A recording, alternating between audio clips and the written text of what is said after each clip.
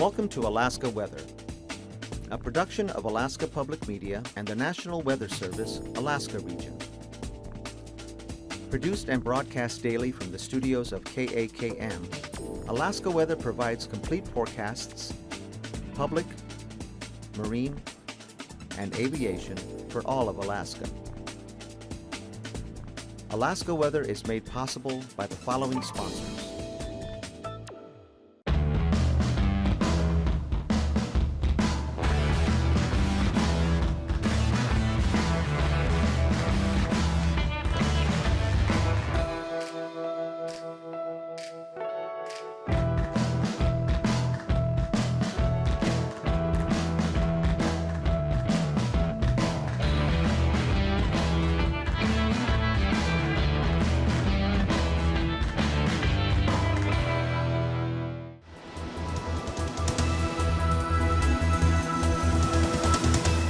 The National Weather Service. Welcome to your Alaska Weather. I'm meteorologist Perry Daney. This is your Alaska Weather for March 24th, 2016. You can follow us on www.arh.noaa.gov. Also, you can follow us on Facebook or Twitter.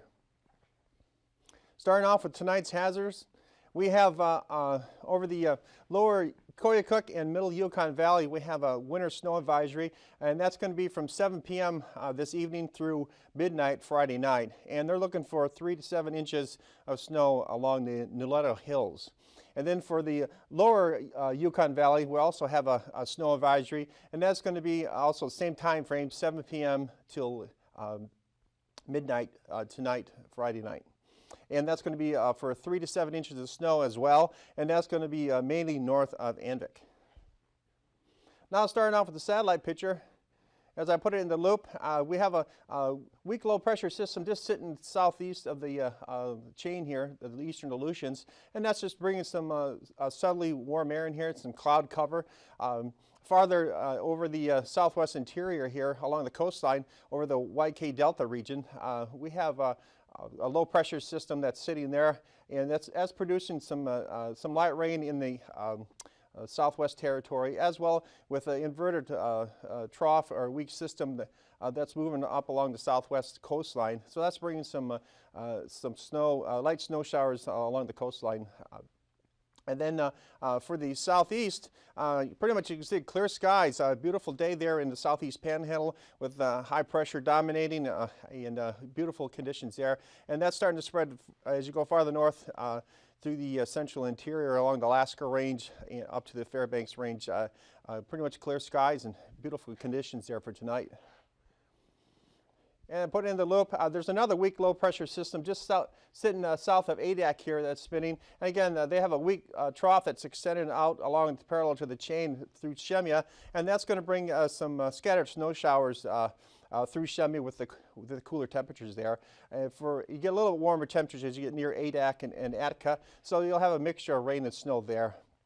And then through the pretty much the Bering, you have this weak trough sitting through here, and they're showing a lot of cloud cover in here, low stratus, and you get some scattered snow showers through the from St. Lawrence Island southward. Again, put in the loop along the Arctic coastline, we have a weak front right up here, it's stationary front, and that's producing some scattered snow showers just south of Barrow, and then some fog being reported from Prudhoe Bay eastward, and some fog reported there at along the coastline. Tonight's weather. Here's that low pressure system I was talking about over the YK Delta region. The weak stationary front that's sitting through the air that extends eastward along over into the Alaska Range, and it's producing with a southerly flow some light rain through the Bristol Bay region, and some of that is spilling over into the YK Delta. Otherwise, you're getting some fog also that's sitting down into the eastern Aleutians here, eastern Bering Sea that is. And then farther north, you have that weak stationary front I was mentioning before, and that's producing some scattered snow showers, as well as through the tip of the Seward Peninsula, through the Bering Strait, some scattered snow showers. Then here's that weak low pressure system sitting south of the eastern Aleutians, and that's again producing some light rain and mostly just cloud cover as you go farther north, not much with it. And over the southeast, you're going to have the weak trough that's pushing through, that's cleared out the skies, and a ridge of high pressure behind it filling in. So you're beautiful skies there. So nice weather for today for the southeast. Tonight's forecast, that low pressure system over the YK Delta is pretty much just filling and sitting almost stationary, and continues to have a weak trough that will sit inverted. They'll go through the north to the eastern Brooks Range, and that'll produce in the interior some rain. You get farther closer to the coastline, you'll have a mixture of rain and snow. Along the Arctic coastline, you'll have scattered snow showers, and with a weak low that's farther north in the Beaufort Sea. And then along the Aleutian, eastern and central Aleutians, in between the low pressure system and this trough over the Bering, you'll have warmer temperatures and a wintry mix there, rain and snow, and the warmer temperatures still farther south of the chain here. The southeast, again, high pressure still dominating for tonight, so mostly clear skies. And you have the next system up here, this low down south, that is low pressure system that's going to be tracking up into the Gulf. Along the northern coastline and down to Kodiak, you do have some precipitation there, mostly all rain there along the Kenai Peninsula. Anchorage Bowl is downsloped out, drier conditions. And then as you go farther along the Aleutian Range, Alaska Range, you can have the warmer temperatures and the precipitation being pushed in here from this trough that's on the south side of the Aleutians. So again, a wintry mix here through the Akpen and the eastern Aleutians. Friday's forecast, there's that low pressure system sitting over the YK Delta. Again, a weak trough and a weak stationary front sitting over the Brooks Range. They'll produce scattered snow throughout the Kotzebue Sound all the way over to the eastern Brooks Range, all the way up to Prudhoe Bay there. Anyway, you'll have farther south, you have warmer conditions. That weak low that we mentioned before has started to push up towards Kodiak, and it's just filling really weak lows here. And so you have a wintry mix continued along the Alaska Range, Alaska Peninsula, and the Aleutian Range. Out of the southeast, you have that low that's becoming included, and you have a continued southerly push, warmer temperatures, and continued all the light rain across the southeast panhandle. And farther north along the northern coastline, you'll have light rain and a little wintry mix around the southern end of Kenai and near Seward with cooler temperatures there. And then these lows will continue to fill and dissipate. Out west, you have that strong occluded low that's going to be barreling up into the western Aleutians. So that's starting to bring some stronger winds just south of the western Aleutians. So you can expect the winds to increase by tomorrow there, and with increased cloud cover. And again, that weak trough sitting over the Bering, continued scattered snow showers through the Bering, most of the Bering. Saturday's forecast, here's that strong 961 millibar low that's starting to move up to the western Aleutians, and you have the strong occluded front pretty much running parallel from the central Aleutians all the way to the western to Shemya. So you'll have a strong southeasterly easterly flow with a wintry mix as you get farther west, closer to Shemya, with cooler temperatures, and you'll have all snow there from west of Shemya.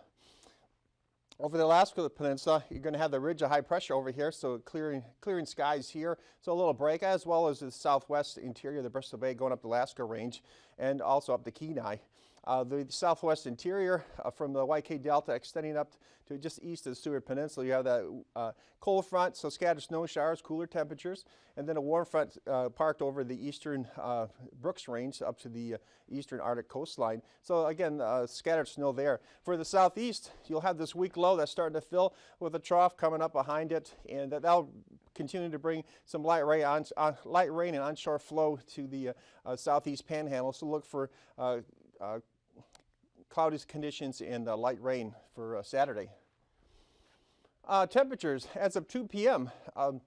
Starting off with the southeast, again, we had the warmest temperatures here. Again, with those clear skies, ridge dominating the southeast panhandle and the Gulf.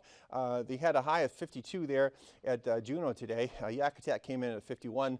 And then you go farther west, there in the northern coastal communities. Kodiak, not Kodiak, but Anchorage came today. They had a high of 51 themselves when I left the station, so that broke the record of 48 from 2015. Then as you go farther north, your temperatures will cool with this colder temperatures along the Arctic coastline. And you can see 0 degrees at Dead Horse, 3 degrees at Barrow. You go along the northwest coastline, Point Hope coming in at 1, Tin City coming at -1.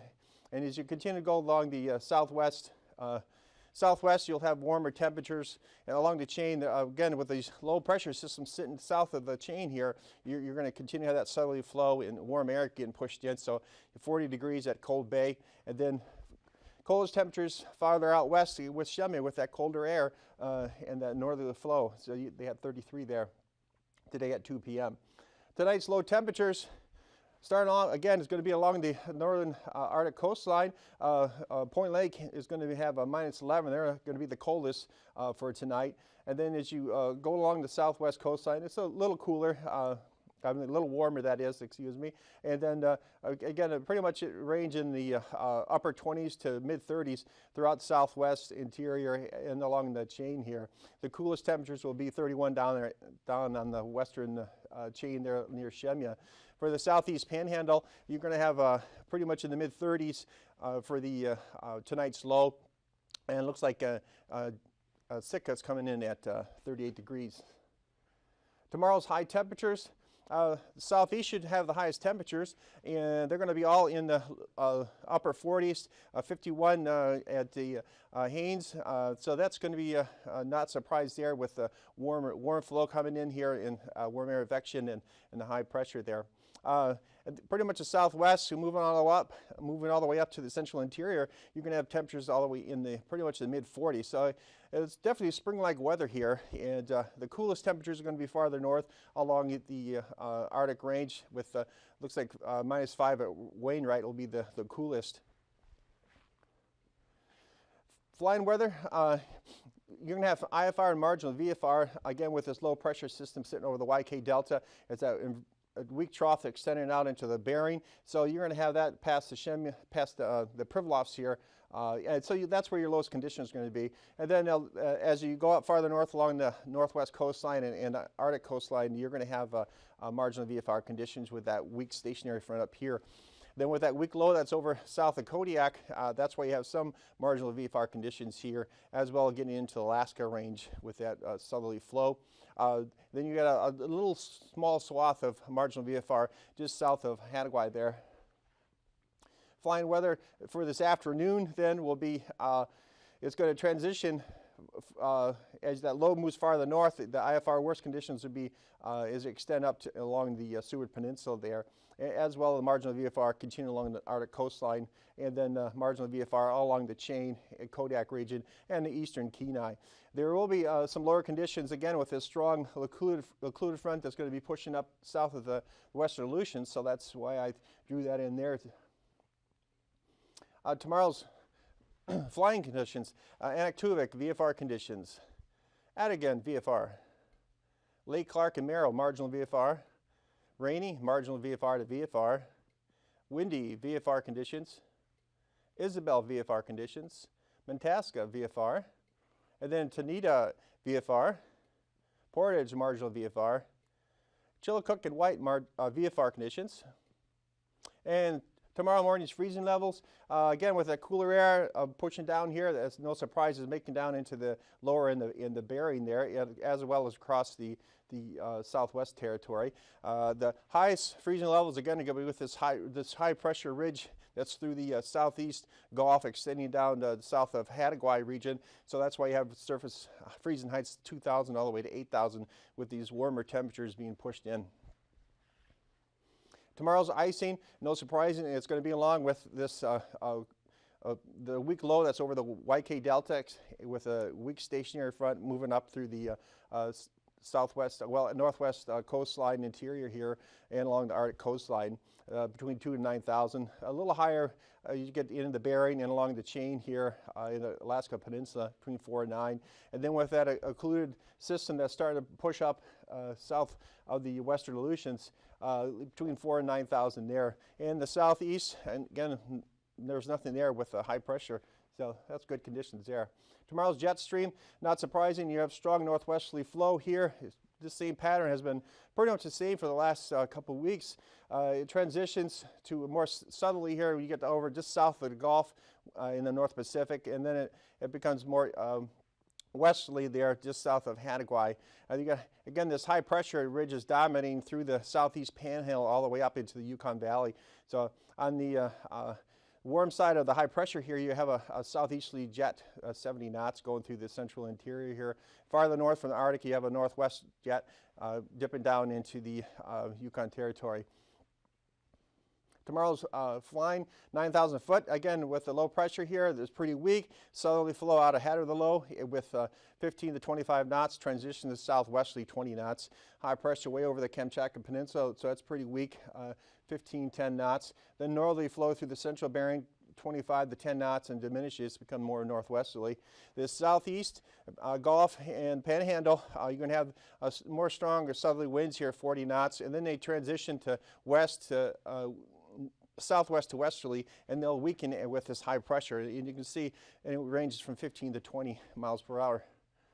And then for tomorrow's 3,000 foot winds, you got the weak low pressure system, so weak circulation around them, weak winds, nothing to write home about. But the stronger winds are going to be with this occluded low that's starting to push in. So you're going to have strong southeasterly winds here along the western Aleutians, 35 to 40 knots, and south of the chain, 55 knots. For the southeast panhandle, you're going to have continued southerly flow, 25 to 30 knots, and then weakens as you go to the interior with that ridge of high pressure. Tomorrow's turbulence below 4,000 with that occluded system coming in. And then with the next system that's starting to push in, it's well south of Hattagwai, below 4,000. Sea surface temperatures, they've been about the same. They're definitely warmer over the southeast panhandle with the warm air push coming in here. And then the colder temperatures are going to be over the Bering with that northerly flow. We'll be back with your marine forecast after this.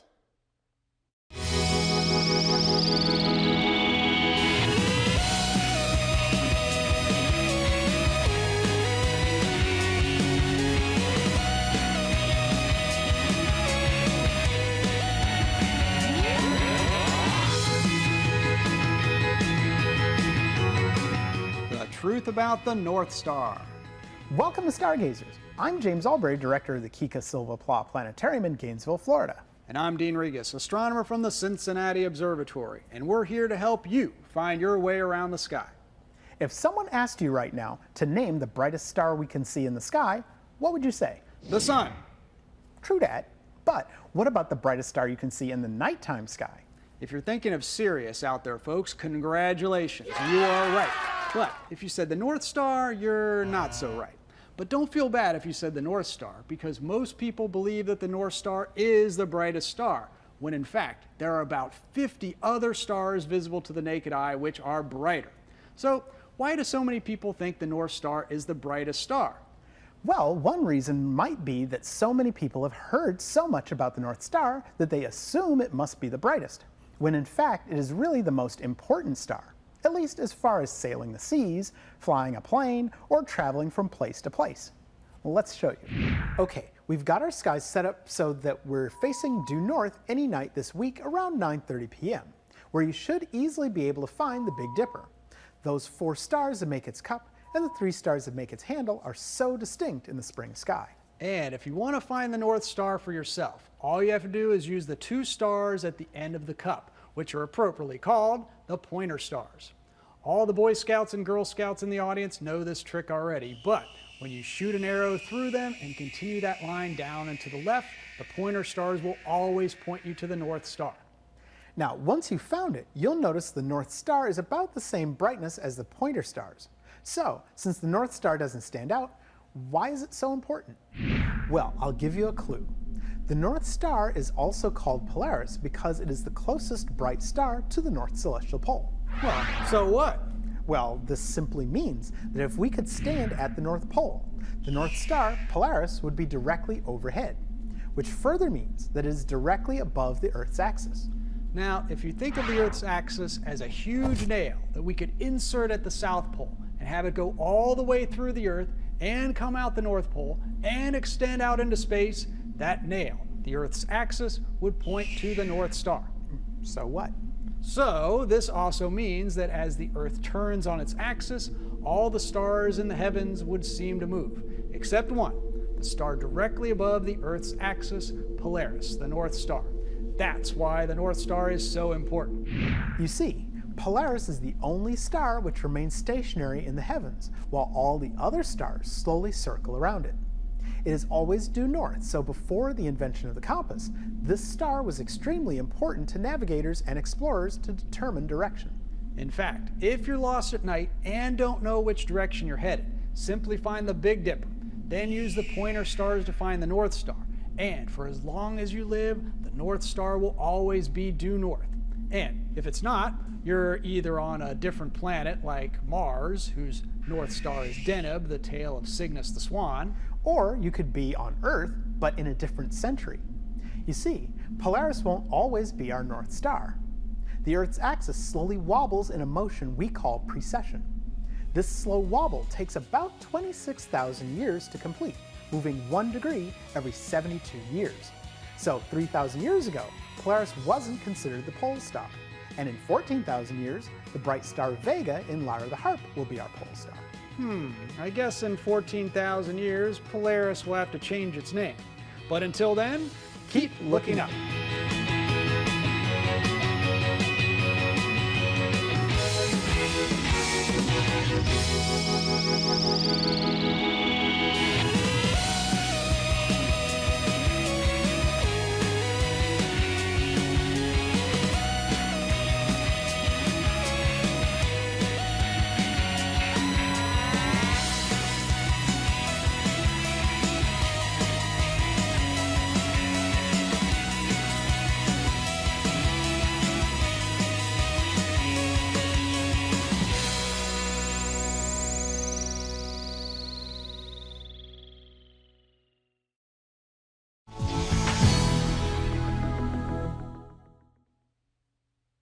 Welcome back to your Alaska weather. I'm meteorologist Perry Daney.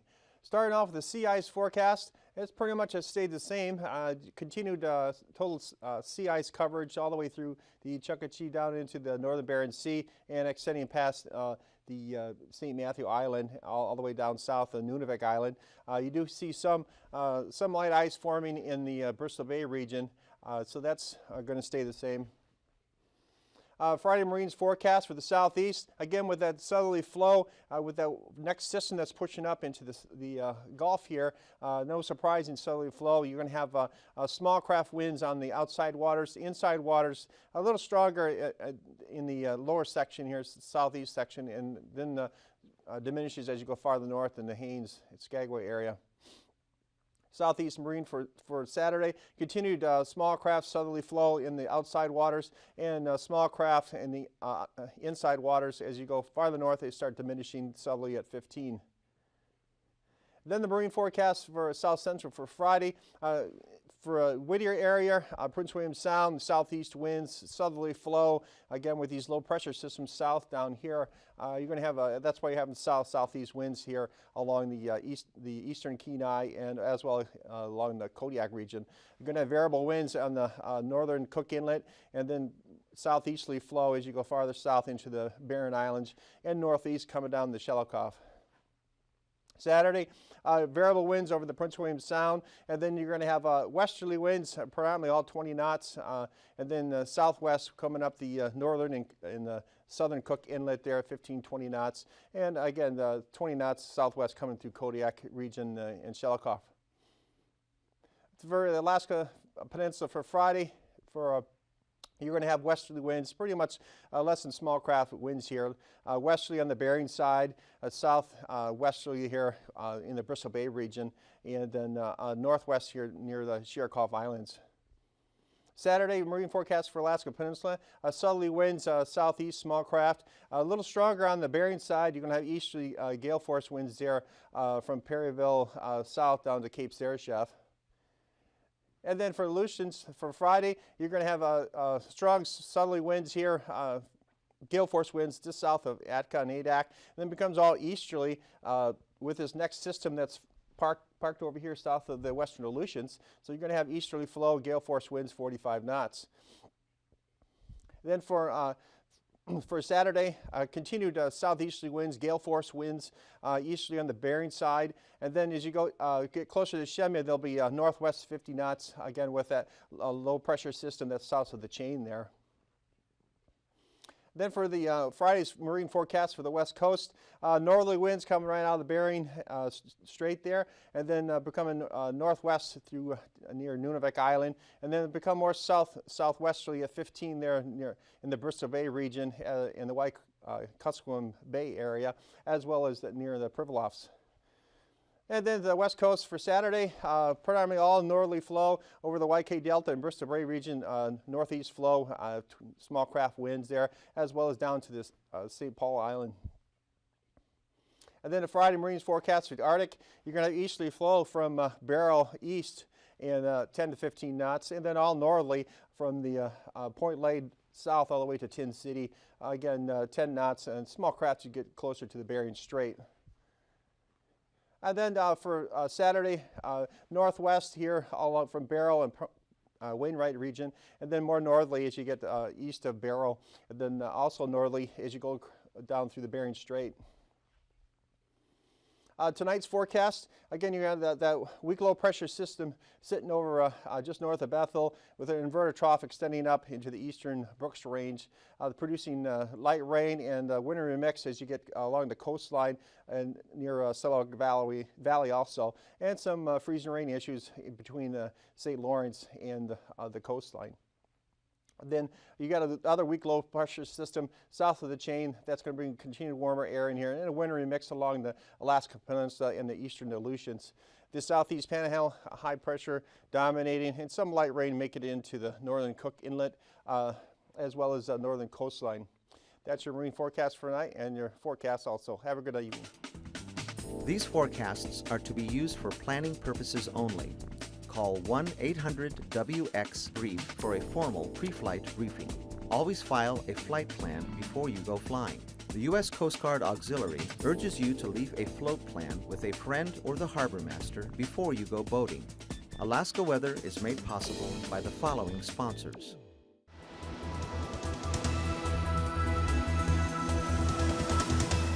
The National Weather Service.